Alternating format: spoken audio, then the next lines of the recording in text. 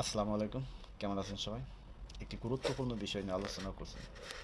মুসলিম মেয়েরা যখন নেকাব বা বুরকা পরে তখন ইসলামের শত্রু বা বাতিলদের কি সমস্যা? কেন তারা এটা নিয়ে বিদ্রূপ করে? বিভিন্ন দেশ স্কুল, কলেজ, ভার্সিটিতে দেখা যায় যে তাদের বুরকা পরতে দেওয়া হয় না। কারণটা কি?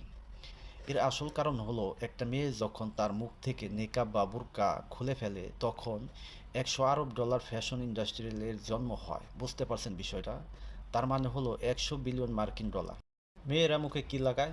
সোনো powder, makeup, lipstick, lip gel, কাজল, আইব্রো, আইশ্যাডো ইত্যাদি অনেক কিছু, যেগুলো বলতে গেলে আমার 14 গোষ্ঠী হায়াত কমে যাবে। আচ্ছা, মুখ থেকে মেকআপ তো খুলে ফেললো বা সরিয়ে ফেললো, এবার আটা ময়দা যা মাখার তা তো মাখলো। এখন তারা বোরকা পরছে, মহিলা মানুষ বোরকা পরতেই পারে, স্বাভাবিক। তো এতে তাদের কি সমস্যা? সমস্যাটা হলো এই যে বড় বড় গার্মেন্টস ফ্যাক্টরি দেখছেন, এখান থেকে দামি দামি হাজার হাজার টাকার যে জামা কাপড়, শাড়ি, তারপরে কোট শুট এগুলো বের হয়, এগুলো পরবে কে? আর এগুলো যদি বোরকা পরে তো এগুলো তো দেখানো যাবে না।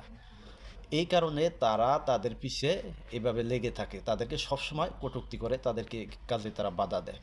আর একটা গ্রুপ আছে লুচ্চা টাইপের, যারা চিন্তা করে মহিলারা যদি এভাবে ঢাকা থাকে তাহলে তো তাদের ওই অঙ্গ প্রত্যঙ্গ প্রকাশ পাবে না, তাদেরকে আমরা দেখতে পাবো না, সেই কারণে তারা এরকম বিদ্রূপ করে থাকে। তো আপনারা মনে করছেন এটা ছোটো মোটো বিষয় আর এগুলো এমনি এমনি করছে? আসল কলকাঠি তো নাড়ায় গোড়া থেকে।